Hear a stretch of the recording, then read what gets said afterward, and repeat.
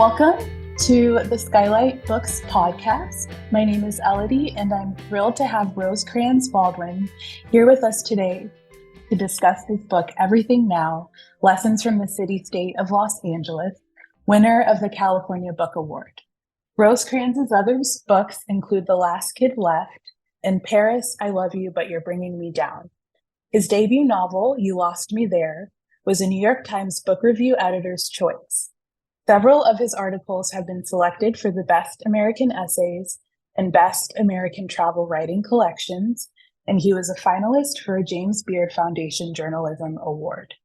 A MacDowell Fellow, Rosecrans has taught nonfiction writing at Duke University and fiction writing at the University of North Carolina at Chapel Hill. He lives in Los Angeles. Thanks so much for being here, Rosecrans. I would love to start with a reading from the book, and then we can talk some more. Elodie, I am very, very happy to be here. So the section that we were talking about, so this is from Everything Now, which is this book. I spent a couple of years sort of crisscrossing Los Angeles, trying to figure out what it means and what it looks like for tons of different people to live in Los Angeles right now, and how that might be distinct from living in another place in the United States. And so this little section will take a minute. This was about a young guy that I met. The connection that I had with him, the person who set me up, said, "You got to meet this guy, Dan Johnson, because he wrote his own textbook to teach literacy in Skid Row." And I said, "That sounds really punk rock. Great." So here it goes. "History in Los Angeles is not chronological," Dan Johnson said flatly, approximately 1 minute into our first conversation. Originally from Virginia, a son of the U.S. Navy, for most of the last decade, Johnson had lived in Skid Rowkio, the quarter between Skid Row and Little Tokyo, as a man of multiple occupations, reviewing restaurants, scouting film locations, producing radio segments for the Dodgers. He'd also worked with homeless men at the Midnight Mission for several years, helping to improve their reading skills using the Skid Row Reader, a textbook he put together himself. We met one summer afternoon near the Bong Souk. It wasn't called that, but it should be, east of the historic quarter downtown, where every window display was full of glass pipes. Johnson had the look of an outlaw from a spaghetti western, drooping mustache, sad eyes, intended to speak in paragraphs lacking much in the way of stopping points. "History in Los Angeles is not chronological," he repeated, staring across the street. "And to understand Los Angeles, you need to grasp that its history is simultaneous, a pastiche full of waves of innovation and backsliding, with people working through their own independent narratives in a chaotic fashion, where all of us live under the shadow of all these different stories, plus a giant body of sadness that will never be accounted for, that memory will not recollect, a sadness that the historical record will not show when it comes time to account for this city of conquest, imprisonment, and ambition, where people have been quietly destroying themselves and each other since the 1700s. He took a deep breath. "And yeah, maybe that can be said of other American cities, but here it's cut with the idea, I can go to Los Angeles and become a star, where a man or a woman can show up and go look at the big houses in the Palisades, the big Victorians in Echo Park, and said man or said woman can realistically think, I'm going to make it. But imagine you start out and arrive here thinking, I'm going to make it, and then 30 years later, you don't. Maybe instead of the mansion, instead of the tower with the swimming pool on the roof, you wind up in low-income housing or worse." Another breath. "Because that's the shit that destroys the egos of people here more than anything else, newcomers and natives, and frankly, it's a condition all but omnipresent that few people speak about, the disparity of what you want when you arrive in Los Angeles, the things you assume you'll get along the way, and then the reality of the situation when it doesn't work out. History in Los Angeles isn't chronological," he said again, still staring across the street. "It's coinciding, ever-present, and constantly fucking people up." Around Skid Row, some blocks look more doomsday than others. The vicinity of the Midnight Mission is often where things seem worse. A woman in a bra and underwear slumped over a chair. An angry man walking around with his genitals exposed. But also to be seen were many people assisting others, residents helping one another move belongings, or people sharing food in the sunlight. Nearby were shelters, clinics, employment agencies. A long line waited for two guys giving free haircuts under a pop-up tent. Later, asked if he ever got used to it, Johnson shook his head, both yes and no. I might be numb at this point, he said. I've spent so much time aggressively loving and advocating for Los Angeles and also bitterly hating it. Really, really hating it. The Midnight Mission, operating since 1914, was one of Skid Row's oldest social service organizations. Johnson's class took place in a brightly lit room full of computers. His homemade textbook included some 24 short readings that he used to start discussion. In his opinion, adult education worked best when it encouraged people to ramble meaningfully. I tell people it's a digressive text. It's a digressive class, he said. We spent 20 minutes the other day just talking shit on Drake. That day, 5 men showed up, white, black, Latino, ranging in age from teenage to senior. Johnson asked everyone to turn to an excerpt from John Fonte's Ask the Dust. Now, honestly, it felt like a setup. The day I was visiting, he picked the LA novel, but Johnson insisted that the choice belonged to Ben, an older white guy with a thick beard and a crisp Lakers t-shirt. Published in 1939, Ask the Dust came out the same year as 2 other local classics, The Day of the Locust by Nathaniel West and Raymond Chandler's The Big Sleep. The main character in Dust, Arturo Bandini, was a wannabe writer with a stomach rotting from eating too many oranges being the source of LA's booming at the time, who wandered downtown thinking of all the ways he'd been wronged. The men in the class took turns reading aloud. Johnson would interrupt to discuss tricky words or ask questions. An older gentleman, Arthur, read slowly. And I remembered what Helen wore that day, a white dress, and how it made me sing at the loins when I touched it. Arthur, what are you, the loins? Johnson asked. Your clothes, Arthur offered. Your sneakers, said someone else. No, your goods, man, Johnson said. The package. If you're singing in the loins, if you see a nice-looking chick, what could it mean, Arthur? Arthur laughed. He's getting turned on. The men giggled together bashfully. Arthur said under his breath, this guy's singing in the loins constantly. Later, during a discussion about brothels, one of the men likened the days of red light districts to today's Skid Row, where vice was tolerated as long as it didn't creep out into, say, Bel Air. It's like when the cops drive around and you've got folks smoking crack, selling heroin, and the cops drive by and don't do shit about it, the man said. They know where they're at and they know what they're doing. After class, Ben, the man who picked out the day's reading, told me he'd been in and out of the mission for several years. He liked Ask the Dust because Bandini was whacked out not on opioids, but visions, dreams of things that should have happened for him. So many of the guys coming in here, they've been gone so long, they're seeing stuff that's not there, he said. They'll be talking, saying stuff they're seeing, and we don't see what they're seeing. There's a lot of great storytellers on the smoke deck, you better believe. Ben picked up the textbook and tapped the pages. Bandini is making stuff up to keep himself going. That's why this is my favorite story. I can identify with it. He knows he's losing it. He's going downhill, but he's trying to stay alive. That could be me. Thank you so much, Rosecrans. I wanted to start there because I remember reading it and arriving at this section and feeling, if not, relief is not the right word, but a sense of like, oh, this is what it is. Like the whole part about history and Los Angeles not being chronological, and this sense of, and what I sort of arrived at in reading your book is this idea that in many ways, LA is a litmus test for what's going on in the United States, or it's sort of this epitome of what it means to thrive and struggle and try to survive in the United States. And I think the fact that that idea is paired within this group of, people in Skid Row who are trying to survive is a very interesting and powerful idea. I'm super curious about how it all started for you. Why did you want to write a book about Los Angeles? Yeah, first of all, to your points, because it's something that I really do feel emotionally and feel also like I observe every day. Los Angeles has everything on view, right?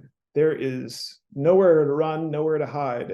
You can be a rich person in your tinted out Range Rover and have blinders on. But if you're open to seeing it, and if you're willing to see it, all, to me, in my opinion, all aspects of the great American experiment, the beautiful ones, but also the ugly ones in terms of pain and suffering and inequality, it's right there on the street. Los Angeles, 365, 24/7. And if, as a person who is frankly, open-hearted and empathetic, but also deeply curious about what people's lives are like, Los Angeles, it can be a really hard place to live, but it can also be extremely fascinating. And it also can be a wonderful, wonderful place to live.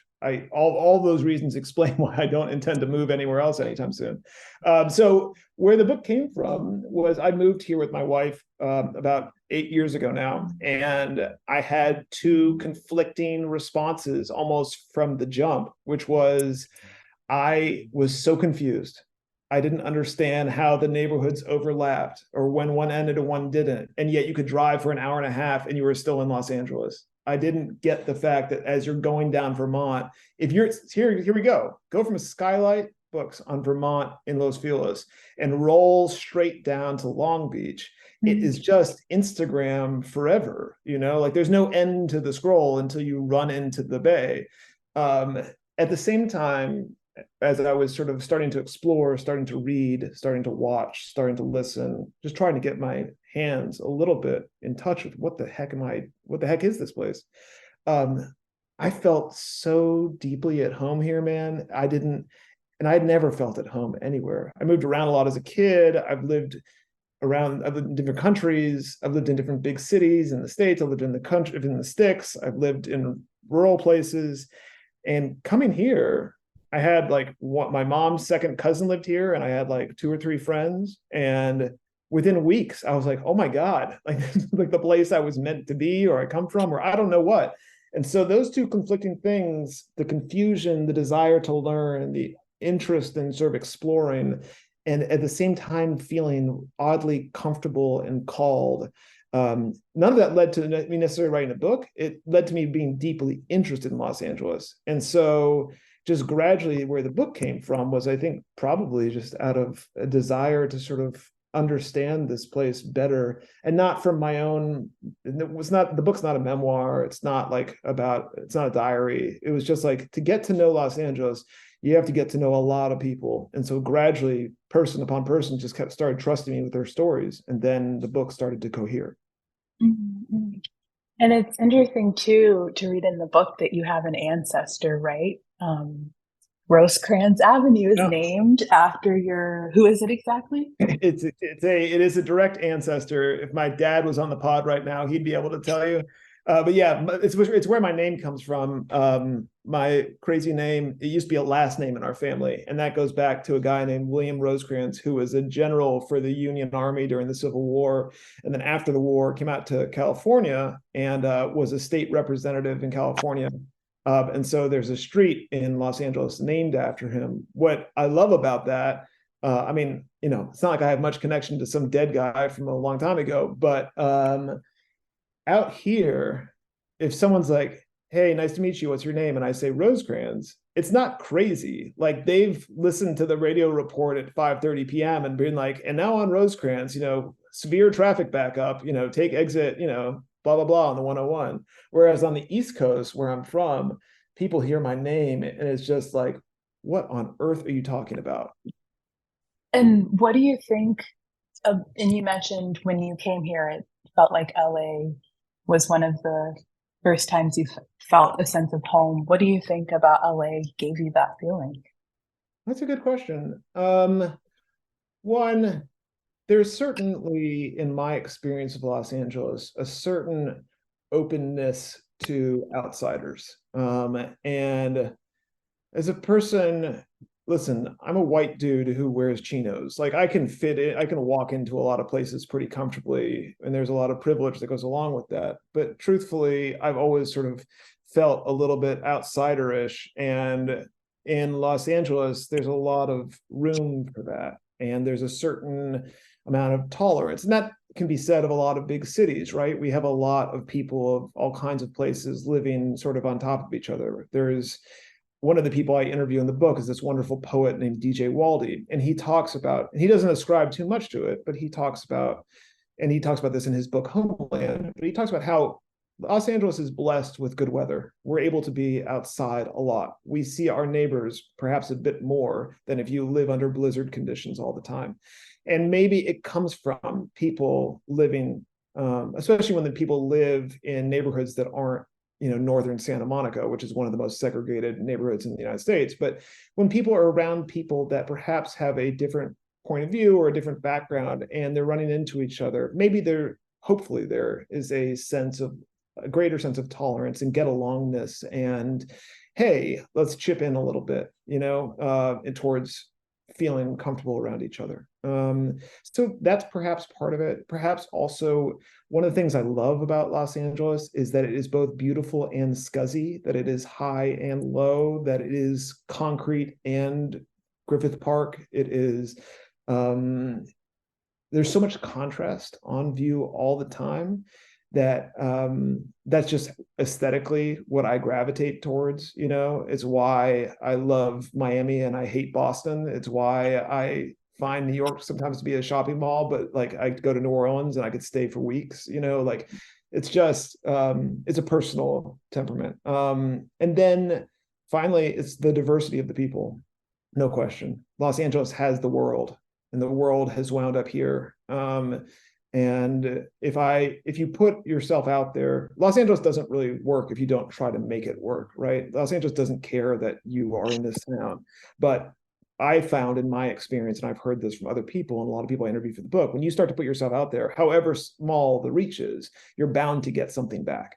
And I love that.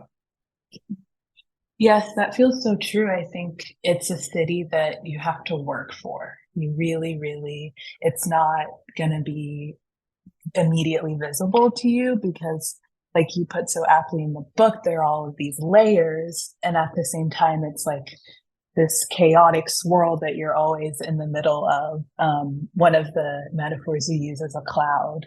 And what I also appreciated about the book is that you do give us so many metaphors, which I don't think are just, writerly tricks. I think we actually need them to understand what's going on. And of course, one of them is the city state, which is in the title. And yeah, how did you arrive at that concept? Because it immediately feels so grounding. And yeah, I'm just curious about that process and if there was like an aha moment for you. There was a little bit of one where, and I mentioned this in the book, where I talk about how I read an article, I think it was in The Economist or in the another paper that was talking about how city-states were kind of having a comeback. And for listeners of the pod who may be unfamiliar with the term, a city-state is simply one of the oldest ways that humans have organized themselves ever since sort of civilization became a thing.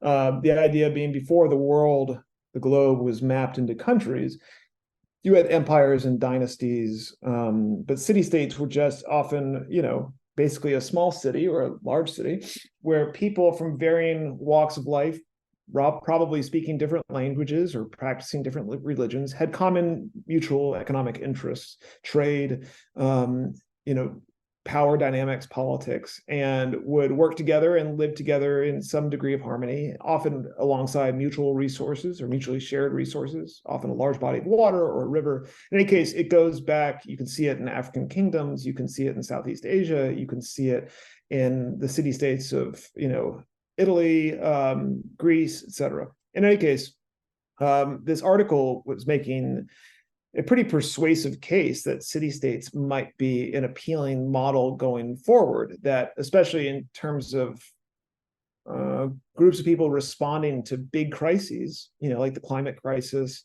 that national governments are pretty slow battleships and it takes them a long time to turn, especially when American ones.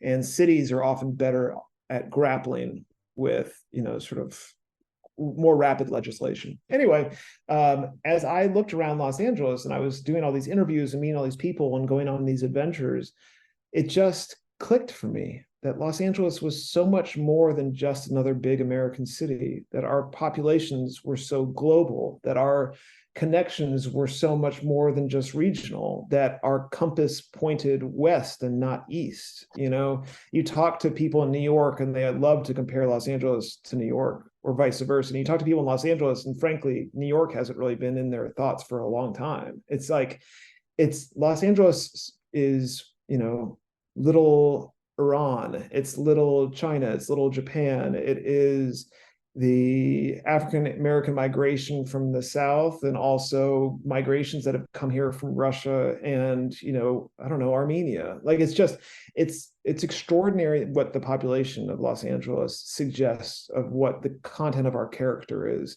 On top of that, our economy is huge, and I can go on and on and on. I literally spent a book doing it, so I don't mean to belabor the point. It's just that for whatever reason, when I was grasping for a metaphor to help me make a little bit of sense of Los Angeles, other than just to say Los Angeles is Los Angeles and that's the animal, thinking of it as a modern day city-state, as a 21st century city-state, was just an exciting way to just sort of frame the city. So I could start to and that's where the book goes, I guess, be like, well, if so, who's got the power, and who's got the keys to the gate, and who are the jesters, and where's the money coming from, and who's stealing it? All those kinds of fun questions, once you have a model to interrogate, just sort of drove me into a lot of interesting places.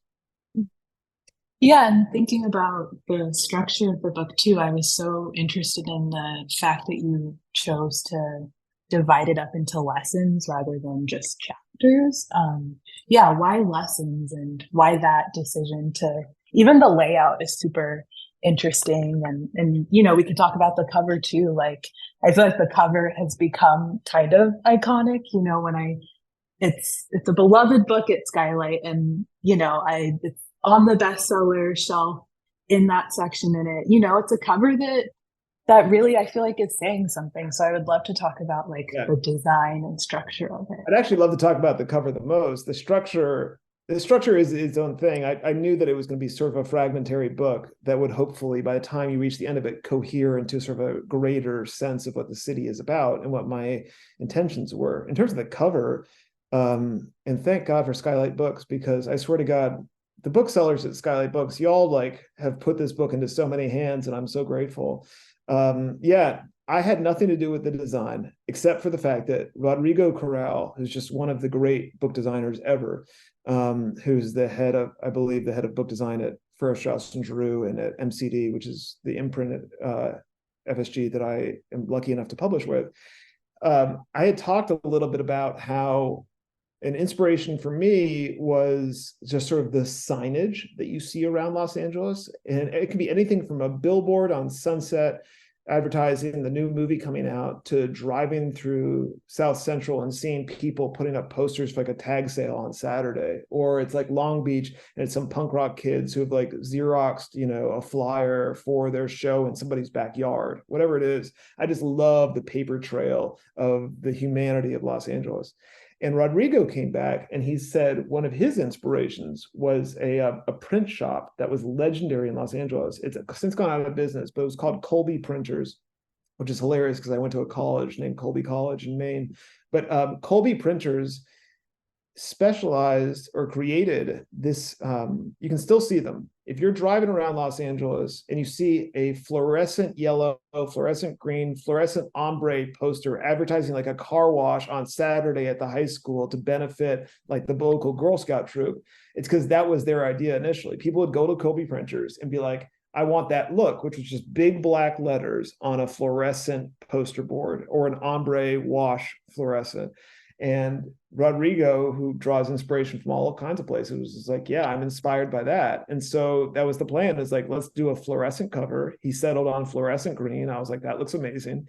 And he got Mike Slack, one of the great street photographers who had shot just incredible stuff about Los Angeles for years. And they just optioned a whole bunch of his photographs and had a lot of fun, picking out things that would be good for the cover in the back. Initially, it was funny. So this was published during lockdown, the original hardcover.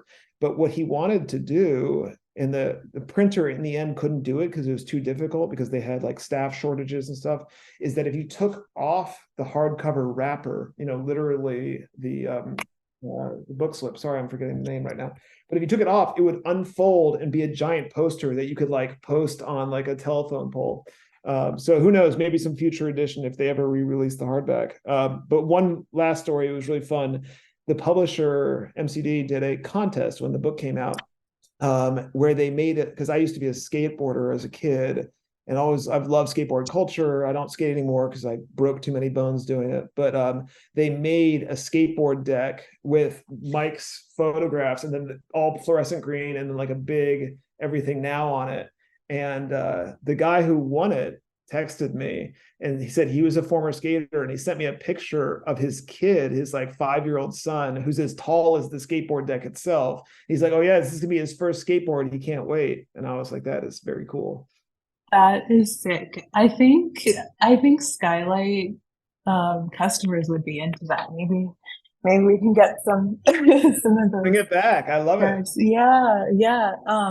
I'm sure you've seen the LA Standards book. Have you, the classic, orange? Yes. And that is also a bestseller of ours. And I always think about those two, books being in conversation with each other. But honestly, like I couldn't be luckier. I couldn't be luckier, frankly, with this book in general. Like I got lucky with the cover.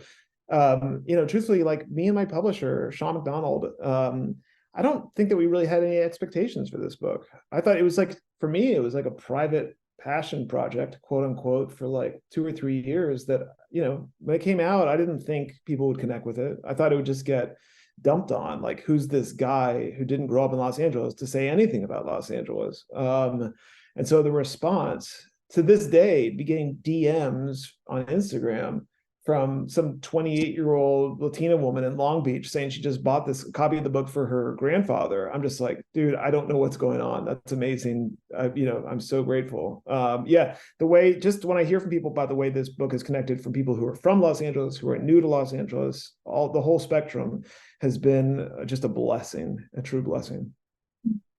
I think there's a reason for it. I think, I felt like, I mentioned this earlier, but there was a sense of clarity, a little more clarity about what's going on. And I think also, given the fact that this came out during lockdown and a time where we were even, LA is known for being a lonely city. People call it the lonely city.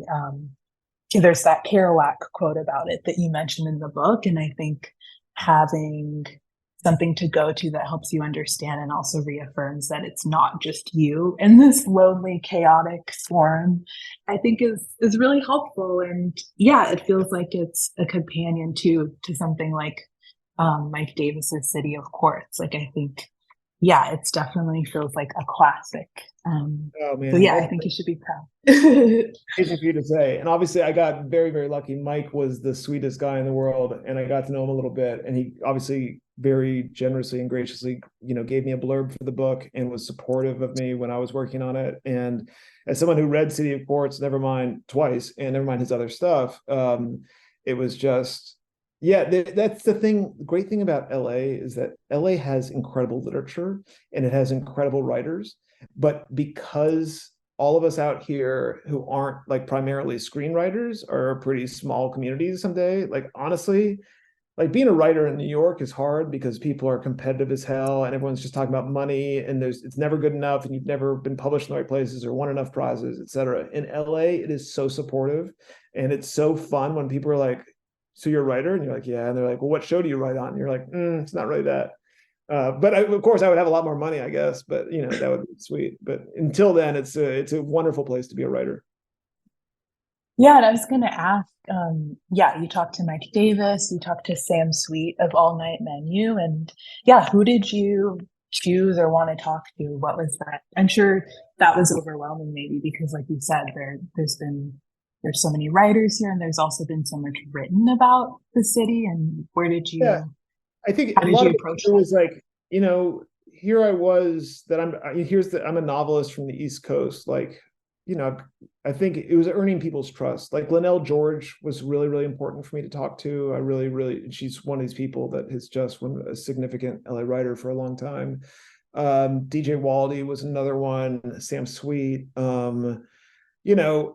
Octavia Butler, who's been dead for a long time, I just felt really deeply in communion with, in connection with. So going through her archives at the Huntington, I had like a 6-month fellowship to just like go through her diaries and her mother's diaries and manuscripts. And, the truth about LA is that LA's had deep literature for a long time, and it's right there for the picking. It's just that it's not something that's often talked about. And so I think it's getting better and better as being a place that's respected for its literary past. But yeah, I mean, there's so many people here. If anything, there are so many stories that didn't make the book that are sort of on the cutting room floor, so to speak, that I wish, yeah, I'm never going to do volume 2 because that book was a nightmare. So like, it was just, and so I was so involved with it for so long that it's a relief not to be constantly in my car driving everywhere. Like, but then again, I'm in my car all the time driving everywhere because I'm just a car person. So yeah, the 2007 Honda Accord still exists. It is still thriving. I think I'm about to like buy an old truck instead, but we'll see. Put in miles, which is very easy to do in this city. Yeah, and so no part 2, but I was going to ask if, because I feel like since, lockdown and the pandemic, I feel like there's been this sense of acceleration. And one question I had was if there were an addendum to the book, or if there were anything that, Rosecrans sitting here in 2023 in terms of thinking about what's going on in LA. Is there anything that you would add? I think I would have liked to reported some of more of the stories out a little further. There's still, I think there's so much going on with the corruption in the LA City Council that's really interesting in terms of human stories. I think right now we're in a weird period as Karen Bass and her sort of come in really hot and heavy on trying to solve the homelessness problem in Los Angeles, which is an insane thing for a politician to try to do. And because it's going to be a very, very slow roll. I'm interested in seeing how that plays out. I could see myself involved in there. There's also so much culture going on in Los Angeles that I find so many pockets of interest. I got really interested, but didn't make the book, in backyard, primarily Latino, but also Black and white and Asian amateur wrestling groups in Long Beach. That's something that I wish I'd gotten deeper into. I'm really interested in gay and straight dance groups that meet in downtown Los Angeles, super on the fly, like organizing over Instagram at the last second and then throwing like 500-person raves. I've gotten involved there's a great community organization in Hollywood called the Community Exchange around food recovery systems. That is to say, if you're a fancy restaurant or a food shop, like if you're a cookbook in Echo Park or whatever, and you eat at the end of the day and you have all this gorgeous produce that's going to wilt overnight, they donate it to this place called Community Exchange in Hollywood, and they're able to, in like 24 hours, get it packaged up on these big pallets and off to community kitchens within the 5 counties. So it's served like a day later.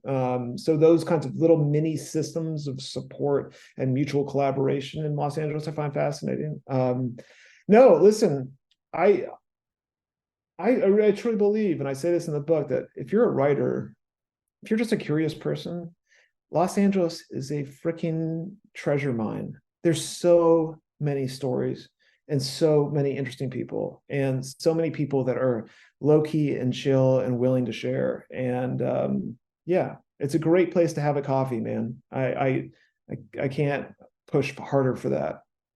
And my last question for you is, if you had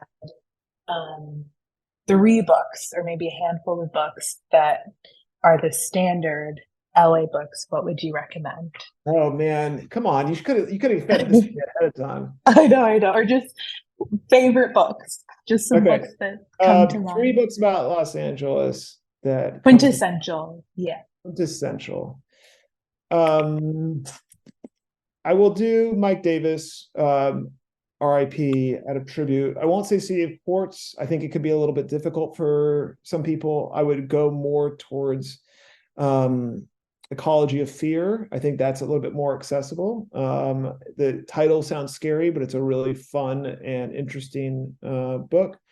Let me try going. I mentioned Octavia Butler, so let me stay there for a second. I would say Parable of the Sower is just fun fantasy. Listen, it's been loved by millions. Sort of a futuristic idea of in an era of lots of fires and climate crisis about this young woman who leads a band of survivors essentially out of the LA area.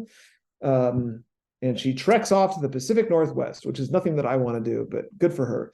And then let's see, I'm trying to think of something else that like comes quickly to mind. And I'm trying to like think of something obscure or rare. Now I'm actually going to grab my book right here and see if I actually can think of something that's not the obvious one. Oh, you know what? I'll do this. This is easy.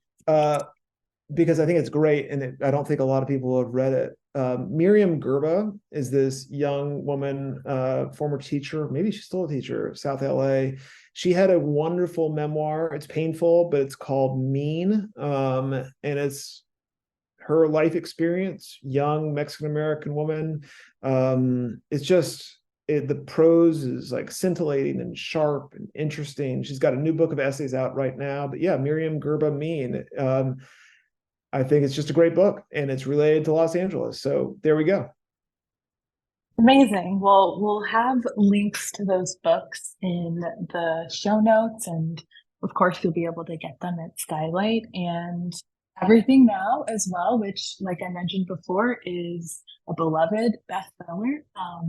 You can purchase it in the store or online.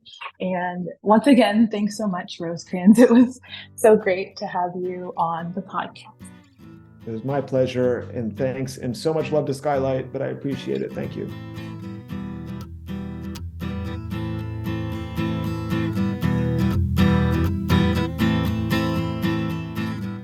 Thanks for listening to this episode of the SKYLIT Books podcast series. We hope you enjoyed it. If you'd like to check out the book featured in this episode, or others, please visit skylitbooks.com. If you're in the Los Angeles area, stop by for one of our live in-person author events. You can find a calendar on our website. If you like this podcast, leave us a review. It really helps us out. Our music is by Duck the Piano Wire. Till next time.